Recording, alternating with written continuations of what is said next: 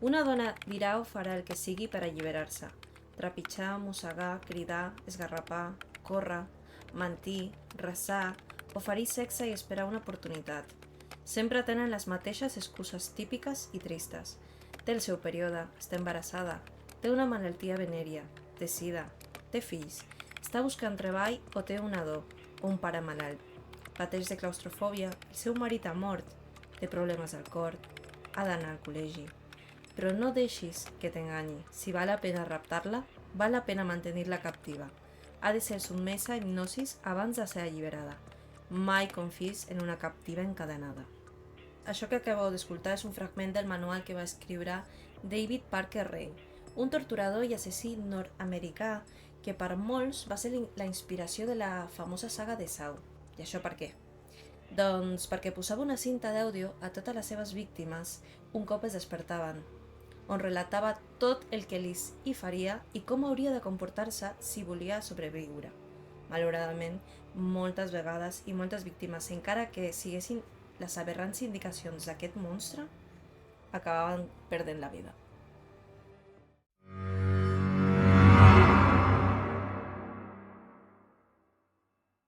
Bona nit a tothom i benvinguts a Món Paranormal, el vostre petit i tenebrós espai digital, on els misteris, les llegendes i els fenòmens paranormals cobren vida. Teniu ganes de perdre les rialles? Doncs poseu-vos còmodes, pareu atenció i gaudiu, perquè comença un nou capítol de Món Paranormal. Com sempre, en aquesta nit ens acompanya la Jimena.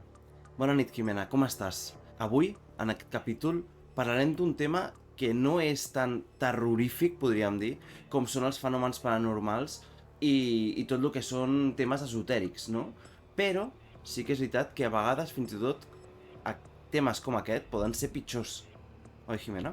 Sí, Roger, avui parlarem de depravació i maldat humana i que moltes vegades, com deies, és molt més terrorífic que una història paranormal, un misteri o una llegenda, no?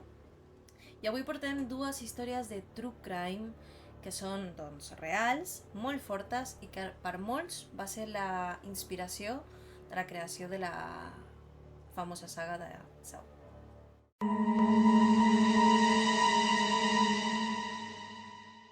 Com parlaven a l'inici d'aquest nou capítol, doncs començarem amb el cas de David Parker Ray. Doncs és un cas molt conegut en els Estats Units i que és conegut com el Toy Box Killer. Però qui és aquest David Parker Ray? Doncs David Parker Ray va néixer un 6 de novembre al 1939 a Belen, Nou Mèxic, que està en els Estats Units. Va tenir una infància molt dura i molt marcada per la violència, exercida pràcticament pels seus pares. A l'edat dels 10 anys, els seus pares el van abandonar amb el seu avi. Doncs malauradament aquest avi era una persona molt estricta, molt antiga també, llavors exercia moltes vegades molta violència cap a David per coses moltes vegades sense sentit, no? Més que res com per marcar, era ell qui manava en aquesta casa i marcava com s'haurien de fer totes les coses. Però la qüestió és que va arribar un punt amb moltes vegades, doncs, on va aplicar càstigs físics molt durs. Com et podràs imaginar, doncs en David va tenir una infància molt dura i solitària. Més que res també perquè a l'escola patia bullying. Llavors, a l'escola patia bullying i a casa doncs, tenia una persona que era molt violenta. Llavors va ser el típic nen tímid, introvertit, molt solitari. Llavors, a l'edat molt jove, dels 13 a 14 anys, va descobrir les drogues i la pornografia. Cada cop que descobria la pornografia doncs donava un pas més enllà i cada cop experimentava i explorava cada cop parts més fosques. Cada vegada explorava una pornografia més sadomasoquista i s'adonava que era això el que li agradava. Clar, jo imagino que descobrir el porno a una edat tan primerenca doncs, ha fet, no, que cada cop exploressi aquest en David doncs, parts més fosques i més violentes. I això va fer que no desenvolupés gran capacitat per relacionar-se amb ningú, pràcticament. Tot i així, va acabar graduant-se a la secundària el 1957. Posteriorment, com era normal en aquesta època, doncs el que va fer la majoria dels joves era ingressar a l'exèrcit dels Estats Units. Doncs ell va ingressar, va formar-se com un adult, va com encaminar una mica la seva vida i va adquirir coneixements de mecànica, i això li va agradar moltíssim. Doncs ja sent un adult i amb una feina bastant estable, doncs el David es va casar fins a 3 vegades. El primer cop era el 1961, quan David tenia 22 anys. Però aquest matrimoni sols va durar un any. Va durar un any per problemes sexuals, ja que a en David li agradava doncs, coses una mica violentes i que a aquesta dona doncs, no li agradaven. Al cap d'un any doncs, es va tornar a casar un altre cop, però va durar aquest matrimoni pocs mesos pel mateix motiu. Doncs aquesta dona també no suportava ni estava d'acord amb el tipus de sexe que tenien. Finalment, el 1965, es va casar per tercera vegada i fruit d'aquest matrimoni doncs, va tenir una filla que es deia Glenda Jessie Ray, que més endavant doncs, té certa importància perquè més endavant descobrirem que era una de les còmplices d'aquest cas.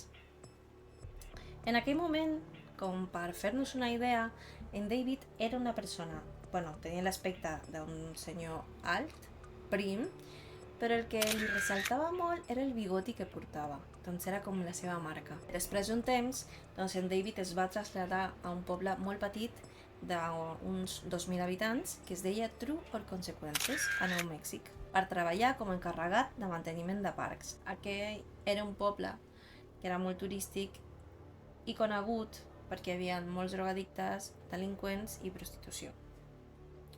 Doncs, fos premeditat o no, aquell era, per dir entre cometes, un lloc ideal per David, per tota la depravació que més endavant explicarem. Doncs en aquest poble va conèixer a Cindy, que era la tercera persona implicada en aquest cas, una dona de 37 anys que fugia de condenes per furt major i càrrecs de drogues a l'estat de Washington. En poc temps, David i Cindy van començar una relació romàntica i es van unir molt. Però per què?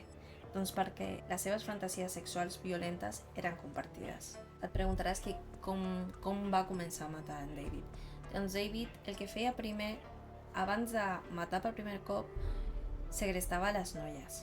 Moltes vegades les contratava perquè eren dones que exercien la prostitució o les coneixia en un bar, parlava amb elles, doncs creava de certa forma una confiança. Després les drogava i se les emportava a la seva caixa de joguines. Les torturava i després les alliberava. Però què passa? Que moltes d'aquestes noies, al estar drogades, doncs al dia següent no recordaven res.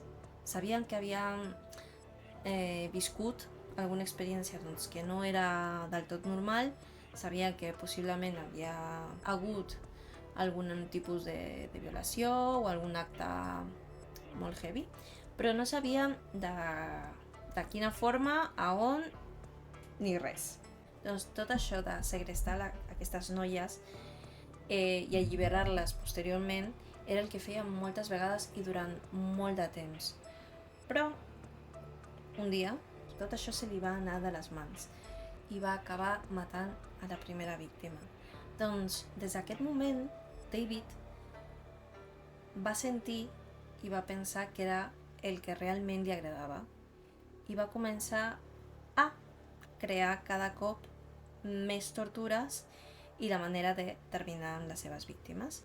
Com moltes vegades havia segrestat a moltes noies, doncs cada cop que la segrestava i es despertaven d'aquesta droga que li posava la bebida, li explicava el que li faria. Però com David havia fet això tantes i tantes i tantes vegades, va terminar gravant una cinta d'àudio d'uns 5 minuts on explicava com faria tot això. O sigui, hola, sóc en David, et despertaràs, estàs a la caixa de joguines, et torturaré, estàs drogada, no te'n recordaràs mai de tot això, i era molt explícit explicant-li tot el que li faria. Llavors, les persones o les víctimes que estaven en aquesta caixa de joguines, doncs era també un joc mental, no? Jugava amb la seva ment i posteriorment amb el seu cos. Doncs en David estava tan malalt, o era una persona doncs malalta, que es va gastar $100,000 en reformar un remolc i va convertir aquest remolc en la seva caixa de joguines. Doncs era una caixa, com pots imaginar, repleta de moltes eines, de tota mena. Instrument de tortures, claus, miralls, fins a una cadira de ginecòleg. Tot el que pots imaginar és etern i és molt sàdic. Doncs totes aquestes històries i aquestes parts que t'he contat, Roger, doncs són una mica i una part molt petita del cas de David Parker Ray. Perquè és veritat que hi ha molts datos, molta informació, però que és veritat, i moltes explicacions molt detallades del que feia, com ho feia, però que no parlarem aquí, perquè la nostra intenció és relacionar aquest cas amb la creació de la saga molt coneguda per tots, crec, Saw. Llavors, molta gent creu que aquest cas té molta similitud, no? O que podria haver estat inspirat a la creació de Saw. Més que res, per una cosa molt clara, i era la tortura. La tortura, la cinta que posava, és veritat que no li posava el Play Me, però més o menys li posava quan aquestes víctimes es despertaven de la sedació, i clar, no podies fer res.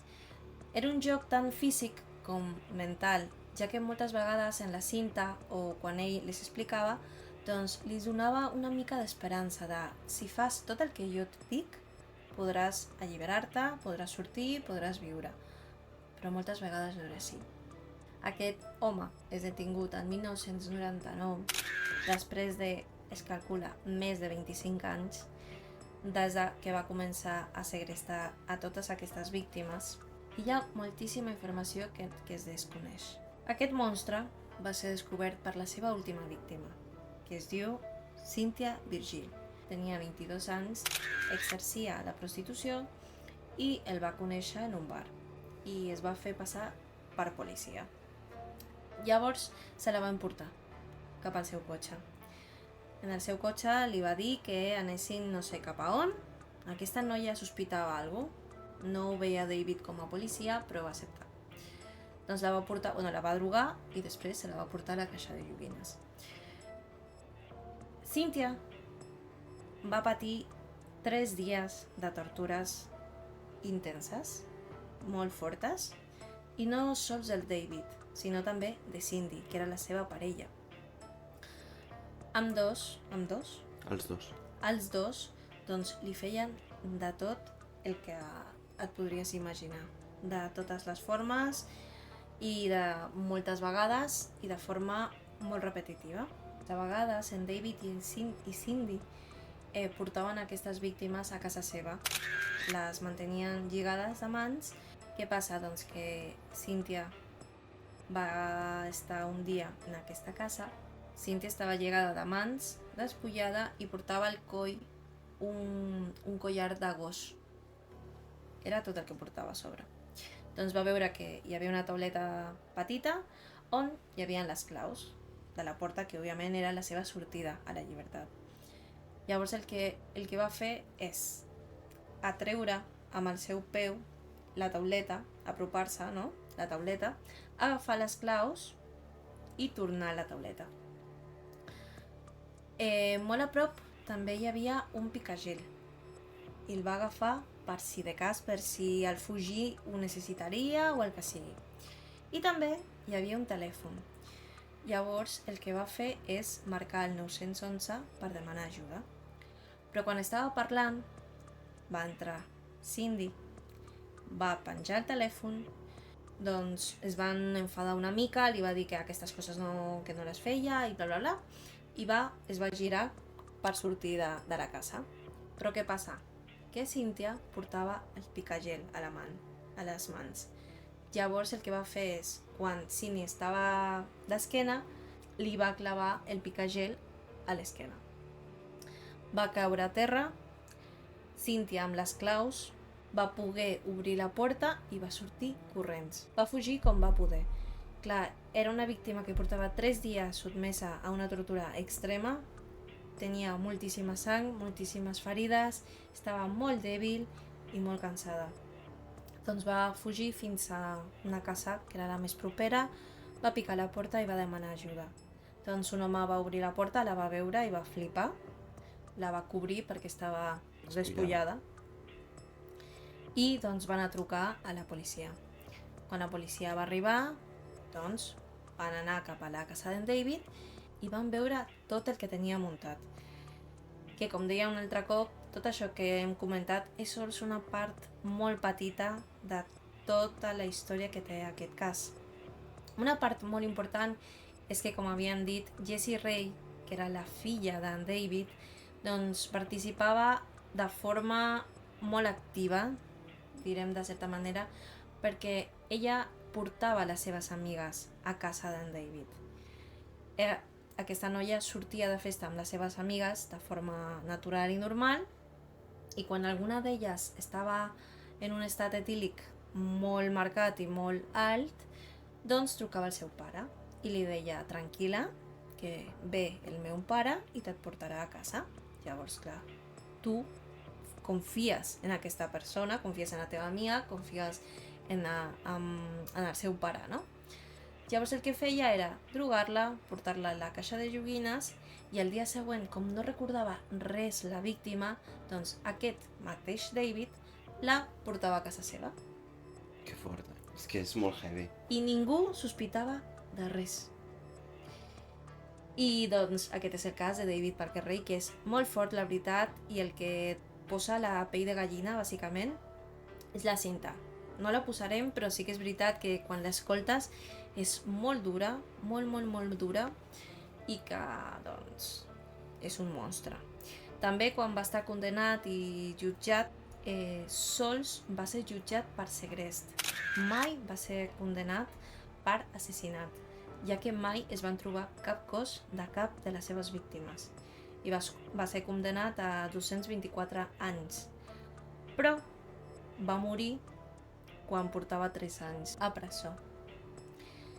I mai es va descobrir, ell mai va dir on es trobava cap dels cossos de les seves víctimes. Déu-n'hi-do, quin cas, el de David Parker Ray. I és que és això, és que és un cas molt heavy i que és terrorífic realment per la depravació de la maldat humana. Nosaltres que hem escoltat les cintes, és que és molt explícit, parla amb molts detalls, de forma molt vasta. És un cas que et posa els pèls de punta, si l'analitzes i l'investigues a fons. Molt bé, doncs seguim amb el següent cas. Aquest és el cas de Brian Wells. També té un altre nom, però no el direm ara mateix per no fer spoiler. Tot comença amb una comanda a un restaurant pizzeria anomenat Mamma Mia, sobre les 13 hores del migdia. Però aquesta no és una comanda, podríem dir, habitual que rebia aquest restaurant, sinó que és una mica estranya. Per què? Perquè el punt d'entrega al qual s'han d'entregar aquestes 2 pizzas de la comanda és a una torre de ràdio abandonada. Just allà al costat hi ha una casa, i aquell és el punt d'entrega. Però sí que és veritat que està en un lloc bastant aïllat de la població de Erie, i a més, per accedir-hi s'ha d'anar per un camí de terra i pedres. Aquesta comanda seria l'inici d'un joc macabre i pertorbador al més pur estil Saw. Brian Wells, repartidor de pizzas de 46 anys, és qui rep aquesta comanda i qui se'n fa càrrec. Més o menys, per entregar i tornar a la pizzeria es calcula que hauria d'haver trigat uns 25 minuts, però una hora més tard els seus companys s'estan preocupant perquè no arriba. Tampoc dona senyals de vida, ni se sap res d'ell. Paral·lelament, a les 2:20, un home entra al banc d'aeri. Porta una samarreta blanca, amb la paraula Guess escrita a mà o en rotulador. paraula que, lògicament, com tots o molts sabem, significa endevina, no? Aparentment, aquesta samarreta sembla que estigui tapant alguna cosa que té al coll, com una espècie de collarín, podríem dir. A més, porta un bastó una mica estrany, que més tard descobrirem que és una escopeta en forma de bastó. Però el seu estat, podríem dir, anímic, és molt tranquil. Sembla molt normal. I ell, doncs, arriba allà al banc i es posa a fer cua per ser atès per la recepcionista, no? O la caixera, en aquell moment. Espera el seu torn i mentre està esperant el seu torn agafa fins i tot una piruleta, se la comença a menjar. Està en un estat, podríem dir, molt, molt tranquil i relaxat, com qui va a comprar el pa, podríem dir, no? Però, quan li toca el seu torn, treu un paper estrany i li dona aquest paper a la caixera. La dona, quan llegeix el paper, es posa molt i molt nerviosa i se li posen els pèls de punta. Perquè en aquest paper, bàsicament, posa el següent. Porto una arma a sobre. Dóna'm $250.000 lo abans possible, en menys de 15 minuts. Aquell home amb la samarreta estranya era Brian Wells, el repartidor de pizzas del que estàvem parlant fa un moment i que els seus companys de feina estaven buscant. La caixera li va comentar que no tenia més diners que els que tenia allà al mostrador, que de fet per acudir a la càmera cuirassada on estaven tots els diners del banc necessitava una clau que ella no tenia en disposició en aquell moment. De manera que el que li va donar va ser el que tenia allà al mostrador, que eren uns $8.700, aproximadament. En Brian va acceptar i va dir, vale, sí, ok, dona'm el que tinguis, però el més ràpid possible. I ja està. Va agafar els diners amb la bossa i va marxar tranquil·lament al banc com si hagués comprat el pa o qualsevol xorrada, no? I aparentment ningú s'havia enterat ni percatat de que acabava de robar el banc. De manera que el que va fer doncs, va ser agafar el cotxe i anar fins al McDonald's que estava al costat. A 2 minuts realment en cotxe. I allà va demanar un Macauto i es va posar a menjar en el pàrquing, allà mateix en el cotxe.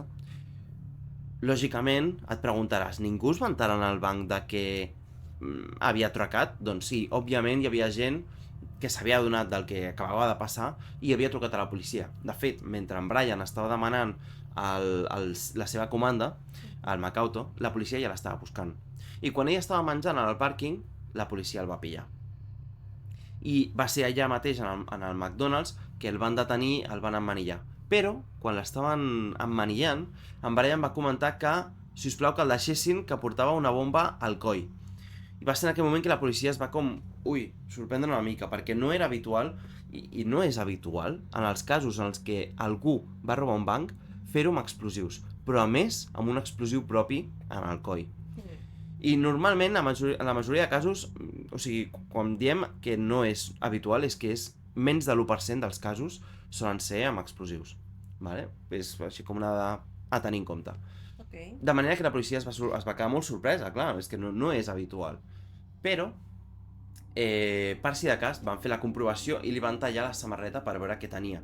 I allà van veure que sí, que efectivament hi havia alguna cosa estranya i tenia com un collar que semblava ser un collar bomba. En aquest moment, en Brian comença a dir en veu alta que l'han d'alliberar, si us plau, perquè ha de seguir una sèrie de pistes per trobar unes claus amb les quals es podrà alliberar i treure aquell collar bomba, que si no, passat un temps, explotarà. Clar, la policia en aquell moment no sap si diu la veritat o no, però per si de cas activa el que seria el protocol antibombes. Crida els artificiers perquè arriben lo abans possible, congestiona el tràfic, podríem dir que para el tràfic de la zona, l'aïllen en un punt, apuntant-lo en tot moment, i li van com fent preguntes, no? I ell va responent en veu alta, assentat al costat del cotxe de policia. I allà comenta en Brian que ell és el repartidor de pizzas i que quan havia anat a entregar una comanda a aquesta torre abandonada, que estava a uns 10 minuts de la pizzeria, 3 afroamericans l'havien agafat i li havien posat aquell collar bomba. Li havien dit que si seguia una sèrie d'instruccions que li havien donat en 9 pàgines de paper, on estava tot detallat el que havia de fer, trobaria aquestes claus. 4 claus i el codi numèric que necessitava per alliberar-se d'aquell collar. I els deia això, que en el seu cotxe tenia aquestes 9 pàgines amb les instruccions, que les miressin, que anessin amb ell si feia falta per fer aquesta espècie de joc barra gimcana, per seguir i agafar totes les claus i poder alliberar-se, no? Què passa? En aquell moment, doncs, en Brian estava molt tranquil, simplement ho comentava així com de chill, amb un to molt relaxat, així és com ho comenta més la policia, però, clar, algú que ha atracat un banc, que porta una bomba al coll, és notícia. Clar que sí. Quan l'han agafat, no? De manera que va ser en qüestió de pocs minuts que va arribar totes les càmeres de televisió, periodistes, i totes les notícies estaven pendents d'aquesta notícia, però en directe. O sigui, en aquest moment hi havia diverses càmeres de televisió apuntant en Brian en directe. I milers d'espectadors estaven veient tota aquella escena. Mare meva. En aquest moment va ser quan va començar a sortir un xiulet del coll d'en Brian. Un xiulet del collar, concretament. I en aquell moment va ser quan en Brian va canviar radicalment l'actitud. D'estar en un mode super relaxat, super tranquil i chill, es va posar molt, molt, molt nerviós quan va sentir aquell soroll. La seva cara semblava una altra. Va ser en aquest moment que en Brian va començar a cridar encara més fort i a insistir de forma activa a la policia que, si us plau, que l'alliberessin, si us plau, que anessin a buscar les pistes que estaven al cotxe amb aquells papers, que anessin a buscar les claus per alliberar-lo, que no sabia quant de temps tenia, però que aquella bomba explotaria i que l'ajudessin, ¿vale? Però la policia no va fer res. El so d'aquell xiulet cada vegada era més ràpid. Els intervals eren més curts i era més estrident. Aquell so atormentava tothom que l'estava escoltant, fins que de cop es va sentir un so molt fort i sec seguit d'una explosió. El cos d'en Brian va caure estès al terra, semi-inconscient i en pocs segons mort. Tota la gent que hi havia allà i que havia presenciat aquella escena no es podia creure el que acabava de veure. Els espectadors de televisió, els presentadors, els periodistes que estaven seguint aquella escena en directe, els policies que estaven allà. Els artificiers no van arribar a temps. I saps per què no van arribar a temps per desactivar-li aquella bomba? Per què?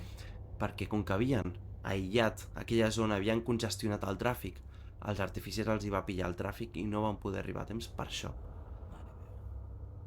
De fet, quan van arribar, ja feia uns minuts que en Brian havia mort.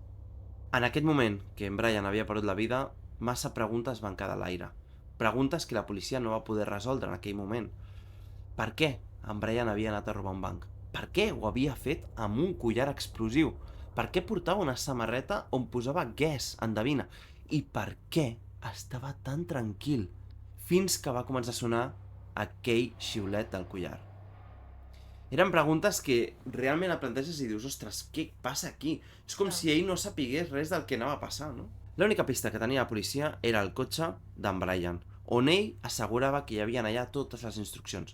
I efectivament, quan el van investigar i van tirar del fil, van trobar allà 9 pàgines escrites, però no estaven escrites a mà, tela, perquè això és fort, no estaven escrites a mà, sinó que estaven calcades de pàgines que havien escrit en màquina. O sigui, havien escrit 9 pàgines a màquina i després les havien calcat a mà perquè no es pogués identificar qui havia escrit allò. Uf. O sigui, molt maquiavèlic, la veritat, tot plegat. Sí. Bueno, la qüestió és que en aquestes 9 pàgines hi havien escrites les instruccions de tota aquella gincana que havia de fer en Brian. Començant per lo primer, que era el robar el banc. Després havia d'anar en un punt concret en el qual trobaria una pista que el portaria al nou punt on trobaria la primera clau per alliberar-se i les instruccions i pistes per anar al següent punt. Això ho havia de fer diverses vegades fins a aconseguir les 4 claus i el codi numèric. Però lògicament en Brian no va arribar ni tan sols a la primera clau.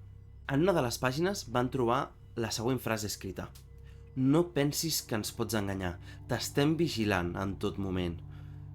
Actua ara i pensa després o moriràs.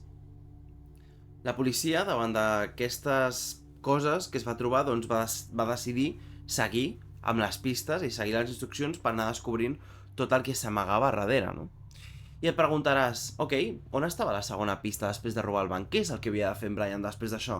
Doncs bàsicament el que havia de fer era anar al McDonald's i allà, en una de les roques que està al costat del pal on s'isa la bandera, on està isada, més ben dit, la bandera amb el logo de l'establiment, hi havia una nota amb les indicacions del següent punt al qual havia d'anar. Aquesta era una senyal de tràfic que hi havia en una de les carreteres sortint de la ciutat. I la policia va anar fins allà. Allà es van trobar un recipient de cafè on hi havia el següent punt en el qual havia d'anar. I aquell era enmig d'un bosc, que estava bastant lluny. En aquell bosc, quan va arribar la policia, es van trobar totes les senyals i el recipient on havia d'estar la primera clau i les següents indicacions per anar al nou punt, no? Però allà, en aquell recipient, no hi havia res. O sigui que els que havien maquinat tot aquell pla s'havien desfet de la clau i de la següent pista. Per tant, la policia es va quedar una mica com... es va quedar a mitges, però en aquell moment que estaven en aquell punt concret on estava la primera clau en teoria, però que no havien trobat res, un dels policies es va adonar que hi havia una furgoneta bastant sospitosa, de color blau i de model Astro, no recordo la marca, però sí que recordo que era model Astro, bastant lluny, que semblava que estava com vigilant, no? Però que en el moment en què la policia es va percatar que estaven allà, va marxar ràpid. Estava bastant lluny, de manera que la policia no li va donar temps a poder anar darrere seu, i la van perdre de vista. Aquesta furgoneta després seria important a la investigació per acabar de lligar caps, ¿vale? Però bueno, no entrarem tampoc exactament en la investigació, però sí que és important pel cas. Fins aquí, aparentment, tot semblava factible amb el que havia dit en Brian i el que havia explicat, no? Havia de tenir un collar explosiu, havia de fer una gimcana per seguir una sèrie d'instruccions i fent tot això doncs es podria alliberar. Ok, d'acord. Què passa? Que quan la policia va fer tot aquest recorregut que hem explicat, es va adonar que el temps que van trigar en fer-lo, només conduint, ja era el temps que havia trigat el seu collar en explotar. Amb la qual cosa era gairebé impossible, per no dir que no tenia cap possibilitat, de sobreviure en Brian. O sigui, aquell collar estava fet perquè en Brian no sortís en vida, perquè en Brian li donés temps a robar el banc i a sortir d'allà, i que després pel camí morís. En aquestes instruccions que hem comentat també hi havia pautes de comportament, de com havia de fer les coses en Brian. I és molt destacable comentar el següent, i ara veuràs per què. Primer de tot, no podia tocar-se el collar perquè si no explotaria. O sigui, no se'l podia manipular, així ni forçar perquè si no podia explotar. Segon, no podia conduir a més de 90 km/h quan anés amb el cotxe. O sigui, si estàvem dient que la distància de la que havia fet la policia feia impossible que pogués arribar a temps, lo dels 90 quilòmetres era perquè... No arribés per mai. assegurar-se. Era per assegurar-se, bàsicament, de que no arribés. Tercer punt. No podia posar aquell codi numèric que tenia fins a aconseguir les 4 claus. I quart i últim punt. Un cop alliberat, havia de retornar tots els materials que havia utilitzat i el collar, lògicament, a les persones que li havien posat. O sigui, m'estàs dient que li donava una mica d'esperança, o sigui, li plantejava en plan, si fas tot això, tornaràs amb nosaltres i sobreviuràs. Efectivament, sí. Sí, li deien bàsicament que podria alliberar-se, quan sabem que no, que de camí al segon punt o a la primera clau moriria sí o sí. Però li havien posat això segurament perquè fos més dòcil a l'hora de comportar-se i seguir la gincana. Clar, llavors és més macabre, no? Cada cop és... O sigui, donar-li o fer-li creure que tens una oportunitat de viure i d'alliberar-te d'aquest collar és tan macabre, però tan macabre. No, totalment. És que és un cas també molt fort, És molt fort i és com un trencaclosques. Sí. El més pur estil Saw, realment. Però, ojo, atenció, perquè quan la policia va analitzar aquell collar explosiu, va veure diverses coses. Primer de tot, que era una obra d'enginyeria brutal. O sigui, era fet per algú que sabia el que estava fent. I presumiblement aquella persona també havia fet aquell bastó modificat, que era una escopeta en realitat. Per què diem tot això? Perquè, primer de tot, estava ple d'indicacions que podien ser contradictòries, com danger, atenció, compte amb això. Tenia 2 temporitzadors i 2 explosius. Cada un s'activava depenent del que fessis. O sigui, si aconseguies, per exemple, la primera clau, pel que fos, o la segona clau, pel que fos, podia ser que tinguessis una mica més de temps, però tot i així no et donaria temps a aconseguir-ho. Tercer, també hi havia un mòbil que en realitat estava allà de decoració, no servia per res, absolutament, però estava allà com per decoració i, saps?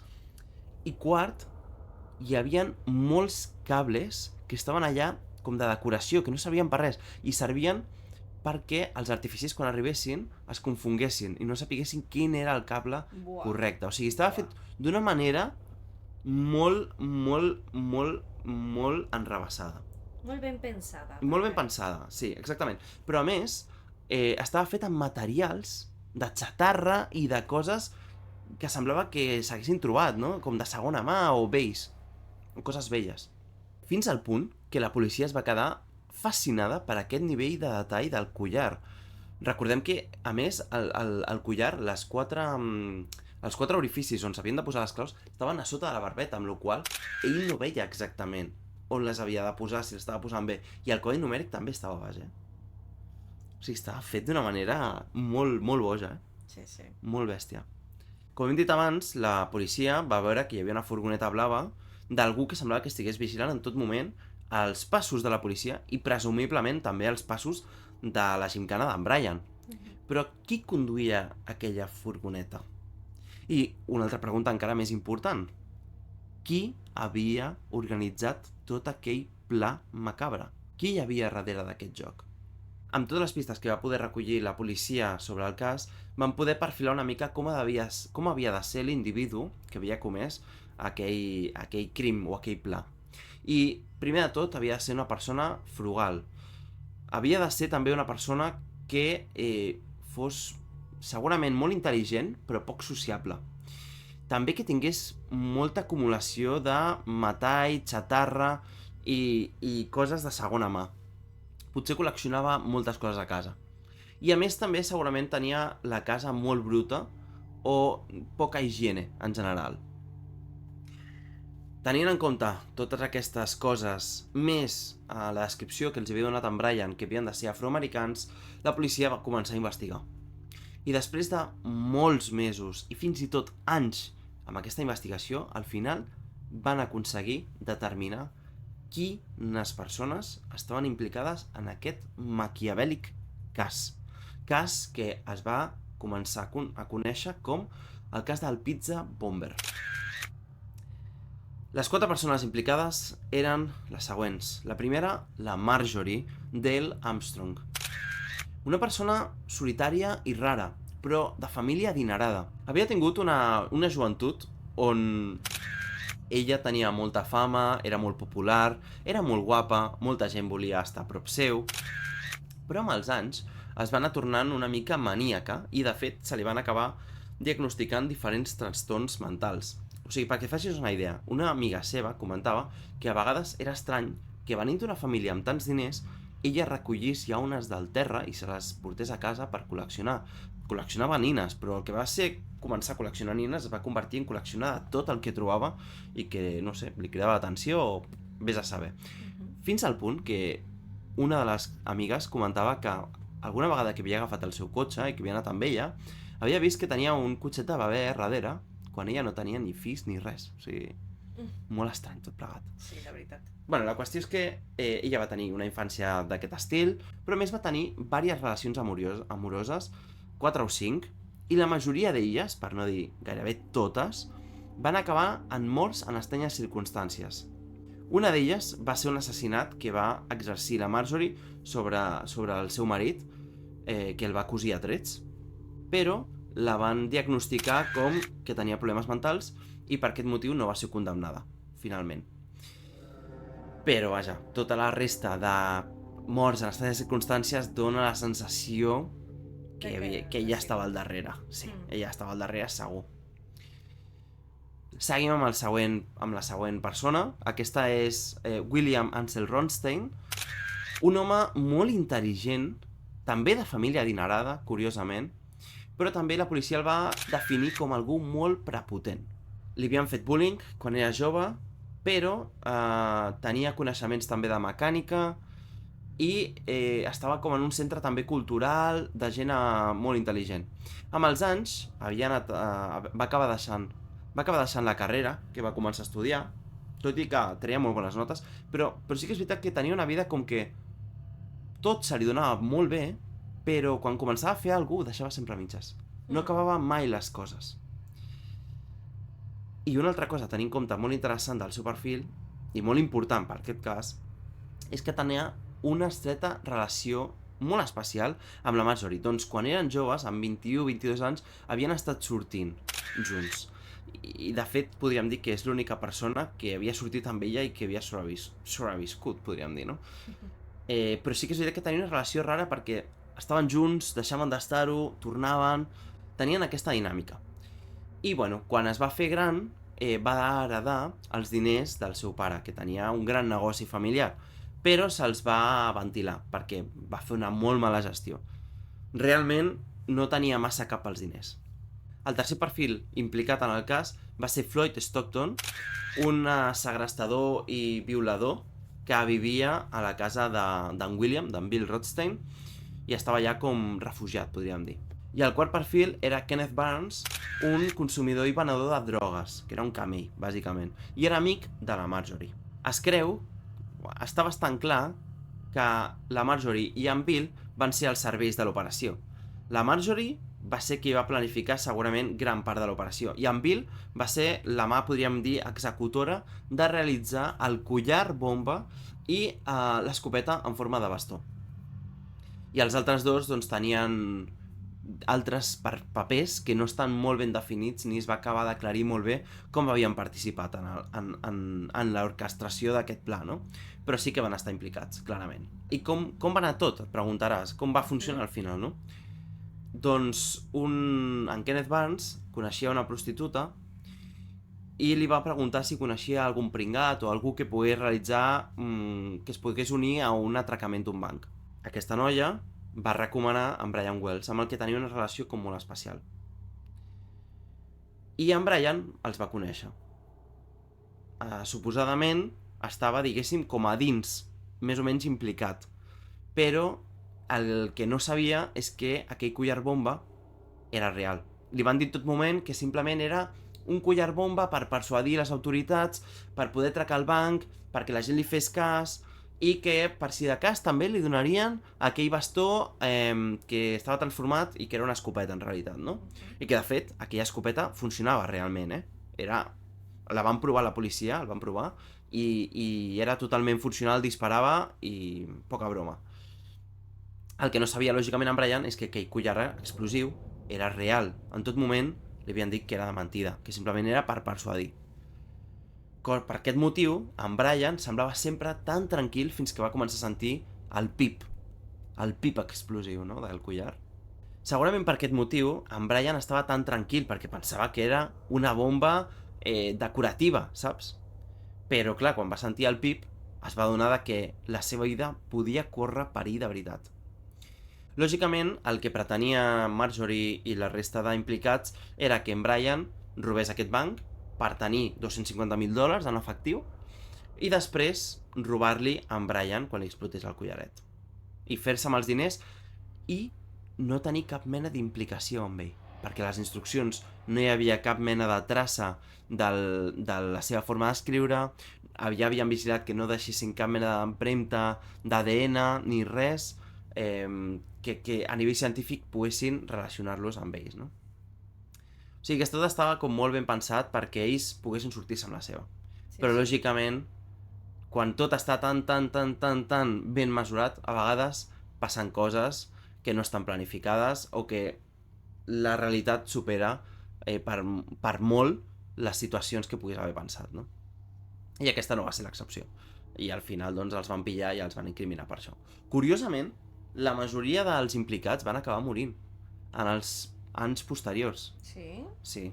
En Bill Rothstein va morir amagant i sense explicar realment la seva implicació. Però va ser per les declaracions posteriors d'en Kenneth Barnes, d'en Floyd, que es van descobrir coses. I fins i tot també de la prostituta, també es van descobrir coses. De fet, si algú està interessat en com va anar la investigació de la policia i saber més en detall com va ser tot el cas, que hem tocat aquí una mica la superfície, us recomanem molt el documental de Netflix, que es diu Evil Genius. Són 4 capítols i allà està molt ben explicat doncs, tota aquesta investigació més en detall i més en profunditat. I fins aquí el cas del Pizza Bomber o de Brian Wells. I ara que hem vist aquests 2 casos, és moment de parlar de la saga de pel·lícules Saw. Què va inspirar els directors a crear una pel·lícula tan gore com aquesta, no?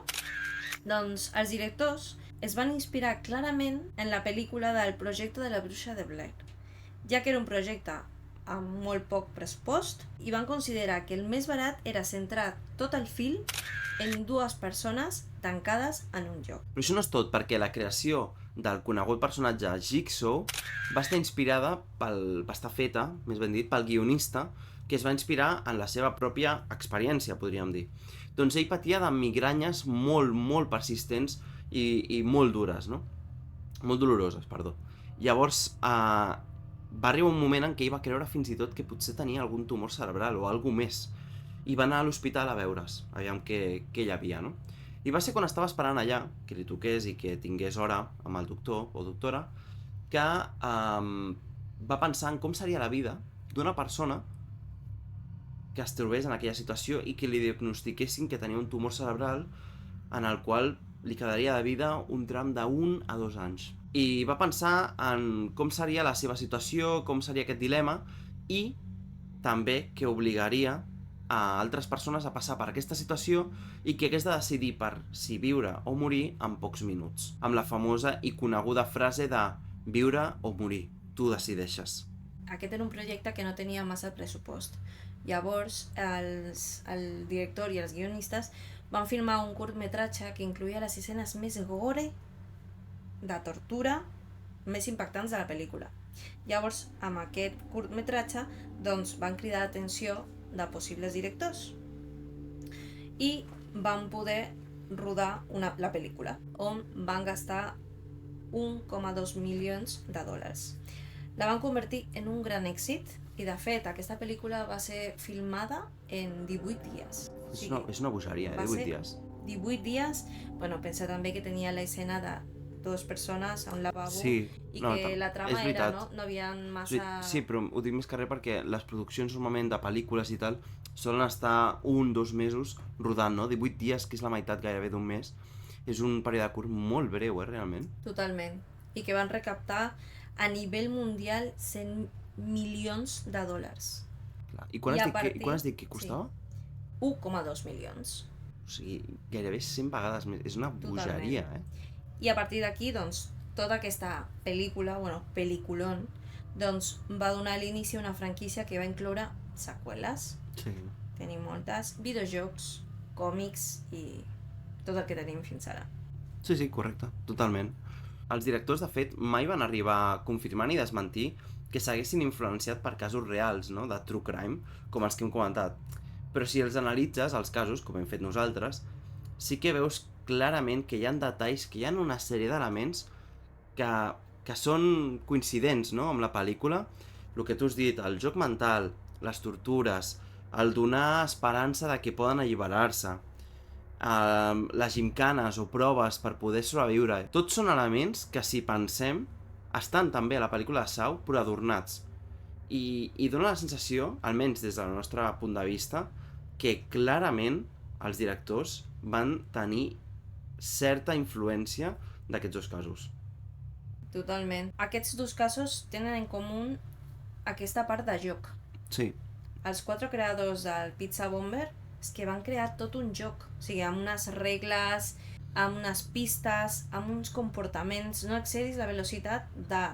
El Toy Box, doncs, també té les seves coses, o sigui, la cinta aquesta de 5 minuts és la clau. La tortura i tot això és el més gore que et pots imaginar, però sí, o sigui, ells com directors mai han dit que fos la seva inspiració, però jo crec que té moltes similituds. Sí, té Sí. tota la pinta. I vosaltres què penseu? Creieu que el cas del Pizza Bomber i el cas de l'assassí de la caixa de joguines van ser una clara influència per les pel·lícules de Saw? A més, s'ha de dir una cosa important, Què? que ara m'he recordat, que els dos casos van ser previs a la pel·lícula de Saw. Sí, Van ser abans del 2004. La pel·lícula de Saw va estrenar-se el 2004. totalment. O sigui que O sigui, podria ser. O sigui, encara té més possibilitats. Podríem dir que té més punts. De fet, quan busques informació acerca d'aquests casos, doncs la majoria de gent que parla d'aquests casos diu que és la inspiració de Saw. O sigui, Sí. mai hi ha cap confirmació, però crec que molta gent com nosaltres pensem que sí. Sí, amb molts podcasts, pàgines web, notícies fins i tot, ja directament les relacionen amb Saw, no? O un rotllo, un cas que podria haver estat de la pel·lícula Saw, i coses així, o sigui, té tota la pinta de que podria haver estat influenciat. Però volem saber la vostra opinió. Vosaltres què penseu? Creieu que van ser una clara inspiració per la pel·lícula de Saw? Si és així, deixeu-nos, sisplau, en els comentaris. Recordeu que si us ha agradat el contingut ens ajuda molt que feu like, que el compartiu i res.